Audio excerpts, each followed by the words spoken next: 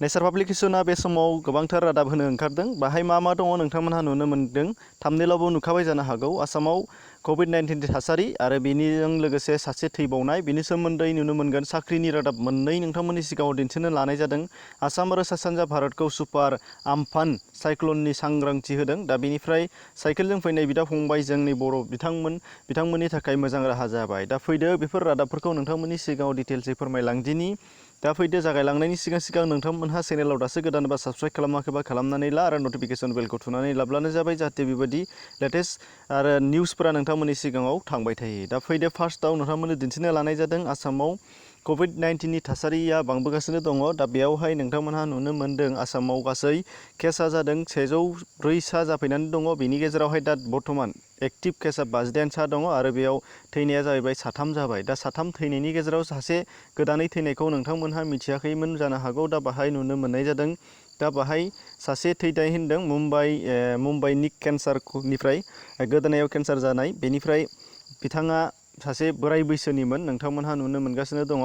जेरावहाय दिन्थिदों बिथां मा नाम मोनदों गबिन्द्र चन्द्र मालाकार 71 इयार्सनि दा बिथाङा थैनानै थांबाय होनदों दा बिथांनि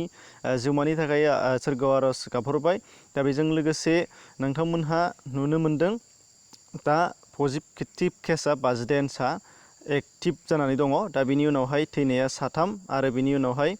गासै केस जानाया 104 जानानै दङ आरो उननि समावहाय बावैनो बांबावनोबो हागौ थिग गैया बेनि थाखायनो जुदि नोंथांमोना बांबावनाय मोनोब्ला बिनि टाइम टेबोलखौ नायना लाब्लानो जाबाय दा नेक्स्टआव नुनो मोननाय जागोन नोंथांमोननि थाखाय सा सानजा भारत आरो बेंगल गाहायै बेखिनि ओनसोलखौ आम्फान सुपार साइक्लननि थाखाय नोंथांमोनखौ सांग्रांथि होदों जोंखौ दा बेहाय नुनो मोननाय जादों सावगारिया माबायदि थासारि जानानै दङ नोंथांमोना नायनानै बुजिनो हादो दा बेखौ नोंथांमोननि थाखाय लाबोनानै होफैदों दिनैनि डेट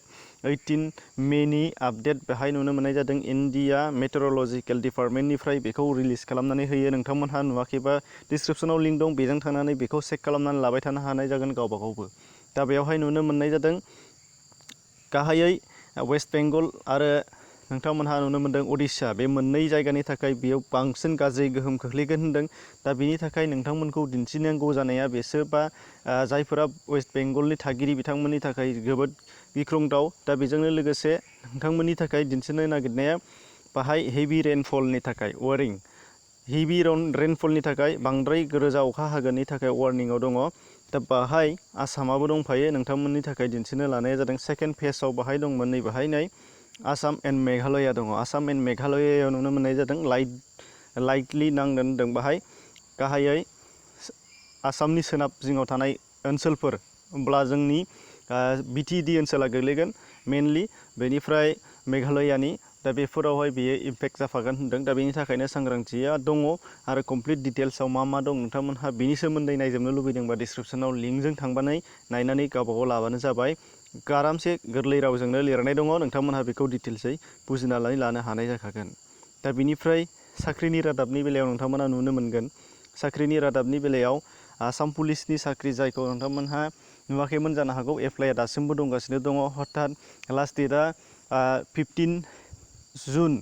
बेयावसो जोबहैगोनखाय नोंथांमोननि थाखाय बेखौ आङो पिकआप खालामना होफिनदों बाहाय नोंथांमोनहा डिसक्रिपसनाव लिंक दङ बेजों आं माबोरै एप्लाइ खालामो मा दङ बिनि सोमोन्दै बानायखानाय दंखायो बेखौ नायब्लानो जाबाय दा गोदानै साख्रिनि रादाब नोंथांमोननो दिन्थिनो नागिरनाया जादों गभर्नमेन्ट अफ आसामनि office of the principal cum chief superintendent Lakhimpur medical college and हस्पिटालनि लखिमपुरनि मेडिकेल कलेज एन्ड हस्पिटालनि दा बेयावबो PDF फाइल नोंथांमोना नांगौबा डिसक्रिपसनाव लिंक दं आरो माबोरै एप्लाइ खालामनायनि प्रसिडिउरबो दङ दा बाहाय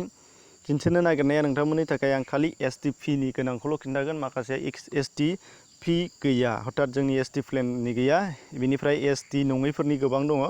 दा बेयाव STनि सिट गोनाङा नैबे मोनसे दङ नोंथांमोनहा नुनो मोननाय जादों बेयावहाय मा दङ नोंथांमोनहा नायना ला बे जादों नुबाय बाहाय नुनो मोनदों नोंथांमोनहा सानै ST-P गोनां बे जाहैबाय lower division assistant computer operator काम क्लार्क बेयाव दङ आरोबाव नङाब्ला DTP अपारेटर बाहाय सानै दङ ST-P बेयाव जागोन डिग्री इन एनि डिसिप्लिन जायखिजाया ग्रेजुवेटबानो जागोन नाथाय 1 बोसोर डिप्ल'मा इन कम्पिउटार एप्लिकेसन थानांगोन होनदों दा बिनि उनावहाय STP गोनाङा जाहैबाय नोंथांमोनहा नुनो मोन्दों नैबेहाय दंबावो STP नैबेहाय सानै दंबावो 7 नाम्बाराव नुनो मोन्दों स्ट'र किपार काम क्लार्क काम कम्पिउटार अपारेटर बेबो सानैल' STP आव बेबो जायखिजाया 1 इयार कम्पिउटार डिप्ल'मा गोनां ग्रेजुवेटबानो जागोन होनदों। बेनि उनावहाय नुनो मोननाय जाबावदों STP सासे दङ रेकर्ड क्लार्कआव दङ नुनो मोन्दों रेकर्ड क्लार्क नाम्बार 9 आव दङ सासे STP नि बाहायबो दङ डिग्री जायखिजाया ग्रेजुवेट बेनिफ्राय कम्पिउटार एप्लिकेसन 1 इयार गोनां। बेनिफ्राय STP गोनां नोंथांमोनहा नागिरबाय थाब्ला नुनो मोनगोन फारि फारियै फ्राय खमानो ST नि थाखाय जोबोद खम आनरिजार्भ दङ नाथाय नोंथांमोना आनरिजार्भआवबो एप्लाइ खालामनो गोसोबा खालामनो हायो। बेनिफ्राय बाखिफोरा नोंथांमोनहा OBC MOBC बेनि थाखायल' गोबां दङ दा बेखिनिल' फ्राय नोंथांमोननि थाखाय आरो बिनि उनावहाय नोंथांमोना नुनो मोनबावगोन मोनसे खौरां बे खौराङा जाहैबाय नुनो मोन्दों नोंथांमोनहा मुम्बाइ बड' एस'सिएशननिफ्राय बेखौ दहायसो पाब्लिश खालामनाय नुनो मोननाय जादों दे गुड निउस होदों बिथाङा जायफोर मुम्बाइनिफ्राय बाइसाइकेल हथात साइकेलजों फैगासिनो दंमोन आरो नासिक र'डआव जायफोरा लाखिजानानै दङमोन दा बिथांमोनखौ मोनसे NGO नि गेजेरजों बिथांमोनखौ बासनि खाबु खालामना होबाय होनदों आरो बासनि खाबु खालामना होनायजों बिथांमोनहा दा बासजों आसामसिम फैगासिनो दङ होनदों। दा बेयो जाबाय जोंनि थाखाय जोबोद मोजां खौरां। दा जोङो आसामाव थानानैबो बाहेरायाव थाहैनाय सुबुंफोरखौ जोङो जा हायो एसेबां हेल्प खालामनाया जोंनि गोनांथारमोन नाथाय जोङो हायाखै हमनानै ला जों हायाखै फ्रायानो जों हायाखै जेसेबां नाजानोबाबो बा सरकाराबो जेसेबां नाजागासिनो दङ अब्लाबो दासिमबो थोजासार जानानै फैयाखै। दा बेखिनि समावनो NGO बिथांमोनहा रल लानाया जोबोद मोजां जादों साबायखर बावबाय बिथांमोननिसिम